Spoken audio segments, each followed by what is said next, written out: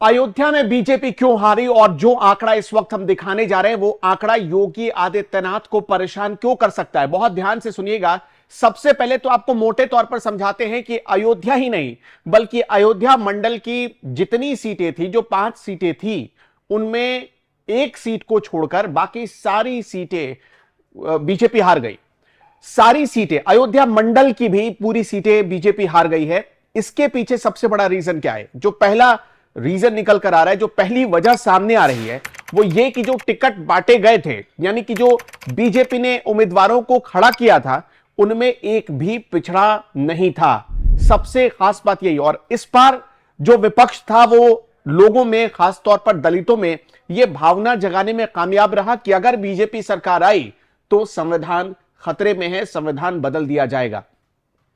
जो सबसे बड़ा नतीजा निकल कर आ रहा है आंकड़ों को देखने के बाद वो यही है। लेकिन अब जरा अयोध्या पर आते हैं। मोटे तौर पर अयोध्या मंडल की बात हमने की, अयोध्या मंडल की बात आपको आगे भी कराएंगे, आगे भी दिखाएंगे, लेकिन बहुत ध्यान से इस वीडियो को आखिर तक देखिएगा, क्योंकि अयोध्या हारने के पीछे जो तमाम वजहें गिनाई जा रही हैं, जैसे कि लोग कह रहे हैं कि घर टूटे, लोग कह रहे हैं कि सड़कें चौड़ी हुई, सौंदर्यीकरण हुआ, शहर में बीजेपी ने ध्यान दे दिया, लेकिन इससे इतर कुछ बातें ऐसी हैं जो खुद योगी आदित्यनाथ को परेशान करने वाली हैं, खुद नरेंद्र मोदी को परेशान करने वाली। उसमें सबसे पहले हम आपको कुछ आंकड़े दिखाते हैं। हम आपके सामने 3 आंकड़े रख रहे हैं, 2014, 2019 और 2024।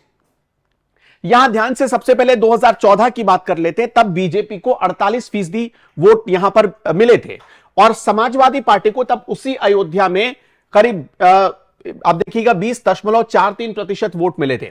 बीएसपी को तब 1,41,827 वोट मिले थे। 4,91,761 वोट तब बीजेपी ने हासिल किया था। अब देखिए, बीजेपी का वोट गिरा नहीं है। अगर 2014 के मुकाबले आप देखेंगे, बीजेपी का वोट जितना था उसमें बढ़ोतरी हुई। 2014 से 2019 में आते हैं। 2019 में 5,29,021 वोट बीजेपी को मिले, जिसमें जो मामूली बढ़ोतरी हुई, 48.65% वोट बीजेपी को मिले थे। और तब एसपी के वोट में भी यहां देखेंगे आप तो 2 लाख, ये कुल 2 लाख वोट मिले थे 2014 में, लेकिन 2019 में 4 लाख वोट यहां पर मिल गए एसपी को, समाजवादी पार्टी को। उसके वोट प्रतिशत में इजाफा हुआ। यहां पर क्लोज फाइट नजर आई। अगर आप गौर से यहां पर देख पा रहे होंगे तो करीब 29 और 50,000 के आसपास का फासला रह गया था। अब जरा 2024 में आते हैं। जैसा कि हमने बताया, 2014 में 4,91,000 वोट थे। 2024 में बीजेपी को 4,99,000 वोट मिले।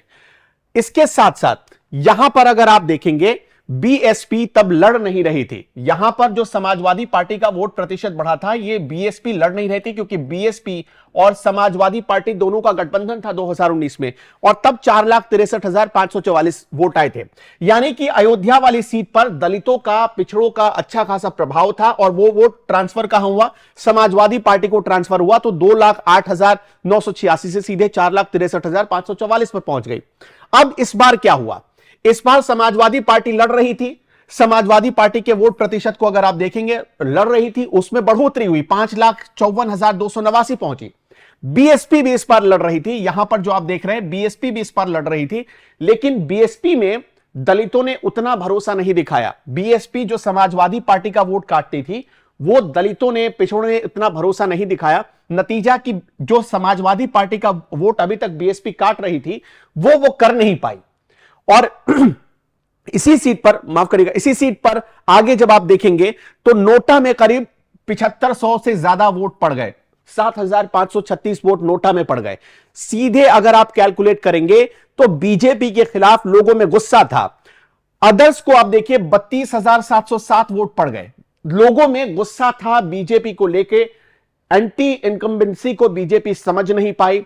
जो लल्लू सिंह थे, उनके खिलाफ जो लोगों का गुस्सा था वो लगातार बढ़ रहा था, और इस बात को बीजेपी भांपने में शायद देर कर गई, और यही वजह है कि बीजेपी यहां पर चुनाव हार गई। सिर्फ अयोध्या ही नहीं, हमने जैसा आपको बताया कि पांचों की पांचों जो मंडल की सीटें थी, वहां भी बीजेपी हार गई है।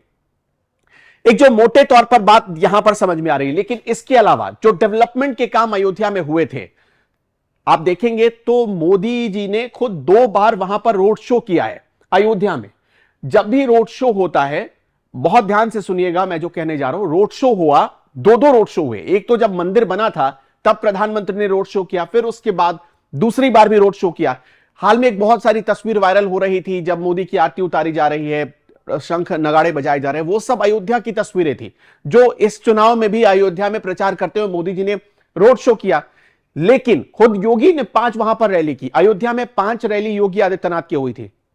लेकिन जो एंटी इनकम्बेंसी थी, जो समाजवादी पार्टी ने जातिगत समीकरण को ध्यान में रखते हुए जो अपना प्रत्याशी उतारा, उस प्रत्याशी ने कमाल कर दिया। उस प्रत्याशी ने जो सोशल इंजीनियरिंग जिसको कहते हैं, अखिलेश यादव ने वो फॉर्मूला अपनाया और इसी का नतीजा रहा कि बीजेपी शहरी इलाकों में फोकस करके, रैली करके, रोड शो करके आराम से बैठ गई। उसे लगा कि हमारा काम बहुत आसान हो गया है क्योंकि हमने राम मंदिर बनवा दिया है, और वो अपने वोटर को घरों से बाहर निकालने में नाकाम रही। जो वोटर थे 2014 और 2019 में बीजेपी के साथ, वो वोटर शिफ्ट कर गए समाजवादी पार्टी में। सीधे आप देखिए 5,54,000 वोट का आना एक इशारा करता है कि हर जाति के, हर धर्म के लोगों का वोट कहां शिफ्ट हुआ है, तो समाजवादी पार्टी को शिफ्ट हुआ है। और यह सबसे बड़ा कारण रहा बीजेपी की हार का। जो तीसरा सबसे बड़ा कारण रहा वो ये था, देखिए वहां जो लोगों को मुआवजा दिया गया, जिनके घर तोड़े गए, जैसे कि आप हनुमानगढ़ी के रास्ते में जब जाएंगे, आप जो सादतगंज से तक जो रास्ता बना है नया, हनुमानगढ़ी के रास्ते में जाएंगे तो आपको दोनों तरफ नई दुकानें बन गई हैं। दोनों तरफ अभी भी कुछ घर ऐसे हैं जो आपको टूटे और बहुत खराब हालत में मिलेंगे, जिन्हें तोड़ा गया, बनाया नहीं गया। कुछ लोगों का कहना है कि हमारा घर तो तोड़ा गया, बनाया नहीं गया। कुछ लोगों का कहना है कि जबरन घर तोड़ दिया गया, हमें सड़क पर ला दिया गया। सरकार ने लोगों का घर तोड़ा। देखिए इसमें कोई दो राय नहीं कि जल्दी जल्दी राम मंदिर बनाने के चक्कर में, वोट हासिल करने के चक्कर में लोगों का घर तोड़ा गया। लेकिन उनके जो पुनर्स्थापना की कोशिश होनी चाहिए थी, यानी जो विस्थापित हुए थे उन्हें बसाने की जो कोशिश होनी चाहिए थी, वो बीजेपी ने नहीं किया। जितनी तेजी से तोड़ा गया उतनी तेजी से लोगों को बसाया नहीं गया। अब वहां पर मुआवजा देने में भी भेदभाव हुआ है। 2 तरह से मुआवजा मिला है। जो आवाज उठा पाया, जिसने वहां जाकर अधिकारियों के पास मुंह खोला, उनको तो अच्छा खासा मिल गया, या फिर वो जिनकी अच्छी खासी पैरवी थी उनको भी अच्छा खासा मुआवजा मिल गया। लेकिन जो गरीब थे उन्हें औने पौने दाम का मुआवजा मिला है। और यही वजह है कि लोगों में नाराजगी भारी भरकम थी। जो चौथी वजह सामने आ रही है वो ये वजह है कि आप जब ग्रामीण इलाकों में जाएंगे, अयोध्या के ग्रामीण इलाकों में कुछ गांव ऐसे थे जिन्होंने कई 100 साल से पगड़ी नहीं पहनी थी।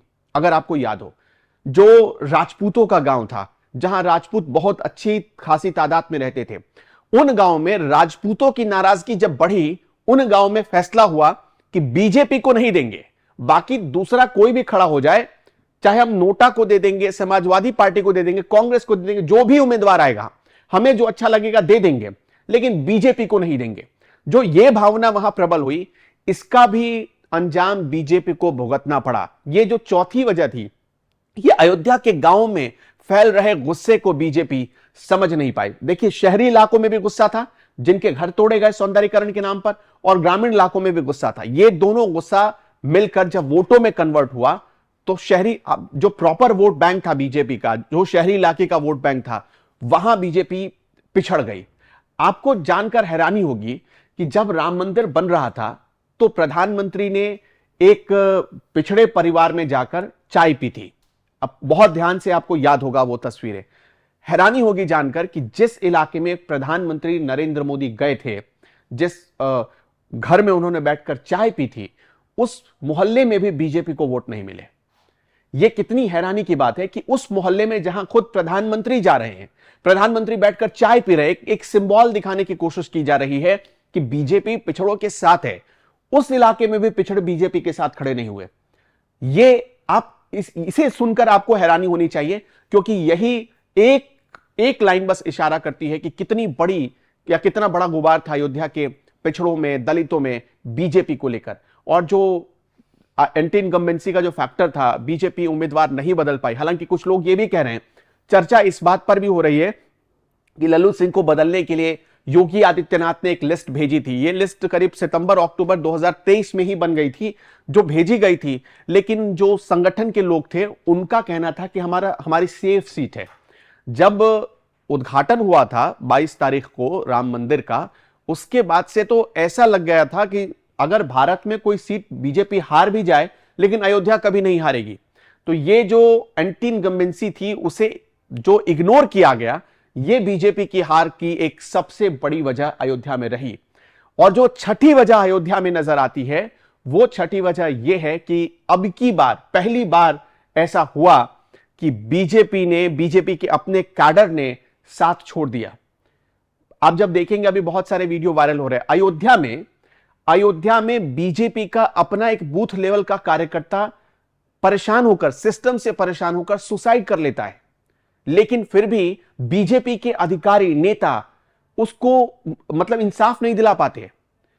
आप सोच कर देखिए, जिस पार्टी के लिए झंडा ढोया, जिस पार्टी के लिए मेहनत की, जिस पार्टी के लिए डंडे खाए, उस पार्टी ने साथ छोड़ दिया आखिरी वक्त, उस वक्त में जब आदमी मुसीबत में था, उसको आखिरकार सुसाइड करना पड़ा। जब उसने आत्महत्या कर ली, उसके बाद भी बीजेपी नेताओं की नींद नहीं खुली। और आप सिर्फ अयोध्या ही नहीं, यही बंगाल में भी हार की वजह रही। अगर आपको याद हो, जब बंगाल में 2021 में विधानसभा के चुनाव हो रहे थे, बहुत सारे लोगों ने लाठी खाई थी, बहुत सारे लोगों ने मतलब उनके घरों को तोड़ा गया। टीएमसी के कार्यकर्ता घरों में घुस घुस कर बीजेपी के लोगों को मार रहे थे, पीट रहे थे। 2021 में जिनको नुकसान पहुंचा, जिनके घर जले, कोई देखरेख नहीं, कोई उनके बारे में खबर तक नहीं ली गई पार्टी की तरफ से। यानी कैडर में आपने नाराजगी भर दी। वो कैडर जो आपके लिए गोलियां खा रहा है, जब आप उसको नहीं पूछेंगे तो आपकी हालत अयोध्या जैसी ही होगी। इसलिए सीधे सीधे अयोध्या के लोगों को गाली देने से अच्छा है कि आप अयोध्या में आपकी क्या गलती थी, इसे समझिए। अब एक और आंकड़ा आपको दिखाते हैं, आप बहुत ध्यान से देखिएगा उस आंकड़े को। उस आंकड़े में भी बहुत सारी चीजें नजर आ जाएंगी। गुस्सा क्या होता है वो आपको दिखेगा।